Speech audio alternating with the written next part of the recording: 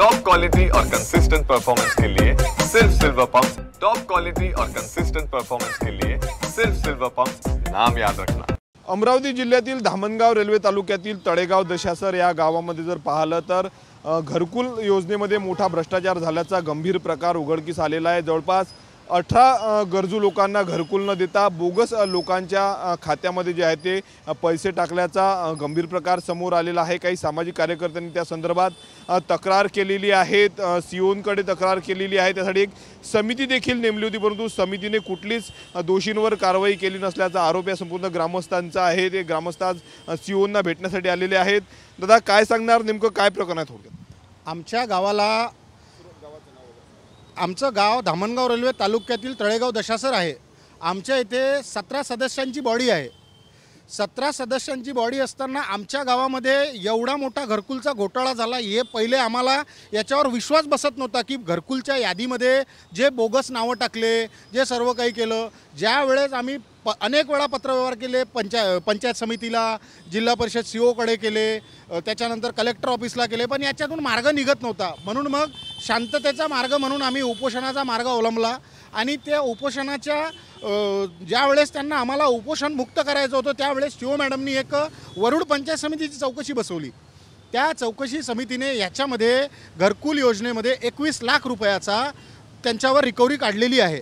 तरीसुद्धा आजपर्यंत 25/7/2025ला जिल्हा परिषदेला अहवाल प्राप्त होऊनसुद्धा आजपर्यंत कुठल्याही गैर काम करणाऱ्या व्यक्तीवर कारवाई झालेली नाही।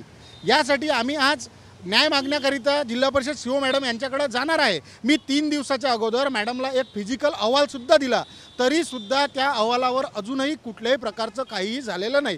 त्यामुळं आम्हाला असं वाटते की वरच्या लेवलवरून या प्रकरणाला दाबण्याचा प्रयत्न होत आहे का, यासाठी आम्ही आज न्याय मागणार आहे। आज आम्ही डिव्हिजनल कमिशनर मॅडमची सुद्धा भेट घेणार आहे, कलेक्टर साहेबांची भेट घेणार आहे, CEO मॅडमची पण भेट घेणार आहे।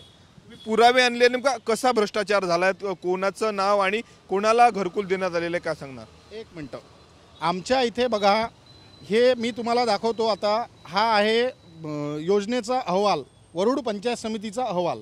वरुड पंचायत समितीच्या अहवालामध्ये नाव दाखवा ना। एक मिनटं, मी नावं दाखवतो तुम्हाला। वरुड पंचायत समितीच्या यादीमध्ये हे नावं दिले आहे।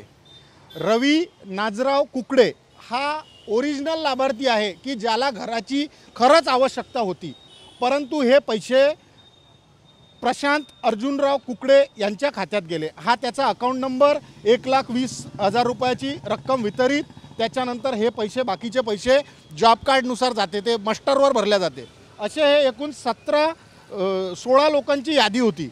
या 16मधून 15 लोक हे त्यांनी आम्हाला सिद्ध करून दाखवले। हे आहे प्रधानमंत्री आवास योजनेचे आणि 3 नावं आहे मोदी आवास योजनेचे। असे एकूण 18 घरांचा आमच्या गावामध्ये मोठ्या प्रमाणात गैरव्यवहार झालेला आहे किंवा गैरप्रकार म्हणता येईल याला। अत्यंत गुरुद आहे, म्हणजे यांना अजूनही घर मिळालं नाही, यांचं घर गळतंय परिस्थिती। नाही, याच्यातून हा एक खरा लाभार्थी आहे रवी कुकडे। त्याच्यानंतर हे तेटा, बेडवा, तळकरा हे नावच अख्ख्या तळेगाव दशासरमध्ये सुद्धा हे नाव नाही आहे। हे नावच गावात नाही, तुमच्या गावातले नावं नाही आहे, परंतु पैसे जे आहे हे पैसे तळेगावच्या लोकांच्या खात्यामध्ये जमा झालेले आहे। अत्यंत गंभीर हा प्रकार आहे। एकीकडे गरजू लोकांना घरकुल मिळत नाही, पावसाळ्यात अनेकांचं घर पडतं, परंतु हे संपूर्ण नावं ग्रामपंचायतचा प्रताप बघाय, संपूर्ण नावं जे आहेत हे गावातच नसल्याचं, या नावाचे व्यक्तीच गावात राहत नसल्याचं यांनी सांगितलेलं सामाजिक कार्यकर्ते आहेत। आणि दुसरीकडे या लोकांच्या नावावर जे आहेत ते संपूर्ण पैसे जमा झाल्याचा गंभीर प्रकार उघडकीस आलेला आहे। जवळपास 18 घरकुलामध्ये जो आहे तो भ्रष्टाचार झाल्याचं जे आहे ते या गावकऱ्यांनी सांगितलं आणि त्यासाठी त्यांचा गेल्या अनेक महिन्यांपासून लढा आहे। समिती जी आहे ती सीओंनी नेमली होती, परंतु अजूनही त्यांच्यावर कारवाई झालं नसल्याचं जे आहे ते या लोकांनी सांगितलेलं आहे। कॅमेरामॅन अनिकेत दहातोंडेसह मी स्वप्नील उमाप, TV9 मराठी, अमरावती।